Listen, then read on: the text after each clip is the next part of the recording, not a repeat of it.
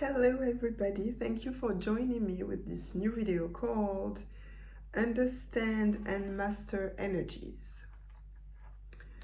What is first important to understand about energy is that it can be created, modified, but it will never disappear. I will not get into the explanative details from quantum physics, but I will rather use examples from real life, as I think it speaks more than quantum physics. So, energy is created by our thoughts. A person who is happy or proud of himself will create an energy called positive, which can perpetuate itself in their words and actions. Just like someone who complains creates the energy of complaint and also the energy of lack of awareness over their responsibility, which will also be felt through their words and actions as it reflects the person's mindset. So the thoughts that they nourish. Once the energy is created by the thoughts, it has two choices. Remain as is, which means that the person continues to nourish thoughts that follow the same direction, which make the original energy grow and become stronger and stronger. And it is the case when someone becomes deeply depressed. The weight of this energy becomes so heavy that we can see it more and more clearly from the outside. The second possible choice for energy is to transform. It is the case when somebody decides to stop nourishing negative thoughts about resentment, for example, and chooses for themselves to get over it. Then, what should also be understood is that energy gets transmitted to others continuously, just like other people's energy is transmitted to us continuously. We are all able to feel this. We would tell ourselves, that we don't like this person without knowing why sometimes. And what happens is that we are, or to be more exact, one of our energies is in opposition with one of the energies of the person in front of us. And opposed energies cannot coexist. The revulsion is too strong. This way, a person who feels downhearted will see the happy person as being quite annoying.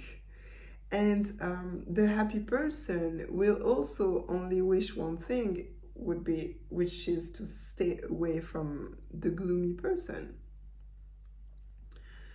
When we force opposed energies to coexist, to follow up with the same example, when the happy person forces himself or herself to cheer up the gloomy person, there are three possible outcomes. First outcome, the happy person succeeds and keeps their joy intact. In this case, the energy of happiness took over and we were able to transform the other person's energy. Second possibility, the happy person succeeds, but their joy is impacted. In this case, we successfully transformed the other person's energy, but our own energy suffered from it. Third possibility, the happy person did not succeed. In this case, the energy of the gloomy person was stronger and transformed the energy of joy into a gloomy energy. Tiredness, irritation, these are signs that we run out of energy, or to be exact, these are signs that our original energy is no more. It was transformed. The person who used to be happy will carry this gloomy energy until they decide to recreate and transform this energy into an energy of joy. And the cycle continues. It is quite a broad subject, and I get into more details in my conference about energies.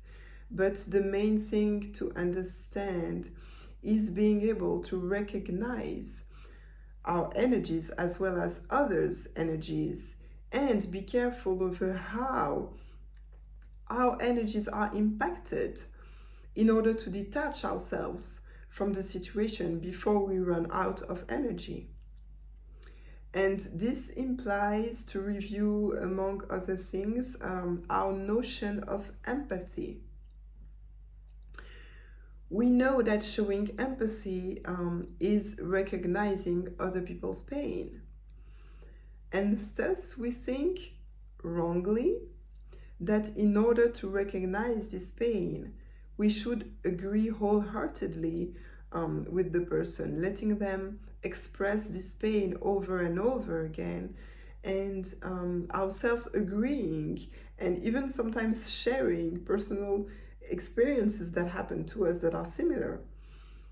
This, to me, is fake empathy. It is destructive empathy that we need to get rid of. The real empathy would be to recognize the person's pain, but by pressing on the strengths, the positive elements that the situation carries for this person. So, for example, yes, you lost a client, but you can be proud of what you did on the John Doe file. This is true success.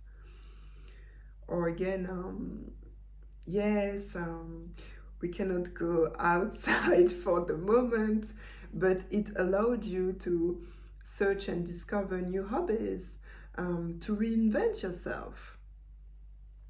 You see the difference? With these examples, we maintain our own energy intact, and we give the keys for this person so that he or she can succeed to detach from their energy by themselves. In other words, by themselves, creating for themselves the opposed energy, instead of looking, unconsciously of course, to take our energy in order to feel better. So, of course, using the real empathy, as I call it, it doesn't work on the first trial, because people are not used to this way. They will try again. No, but you don't understand. And it is normal. It is a new reaction in front of them. We have to repeat and hang on. Try the experiment and you will see the power of an unconscious behavioral conditioning.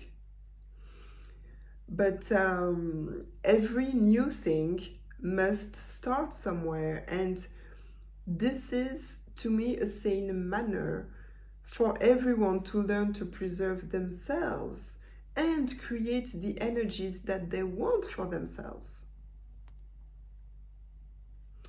I hope you liked this video. Don't hesitate to like, comment, subscribe, and I wish you a very pleasant day and see you soon. Bye bye.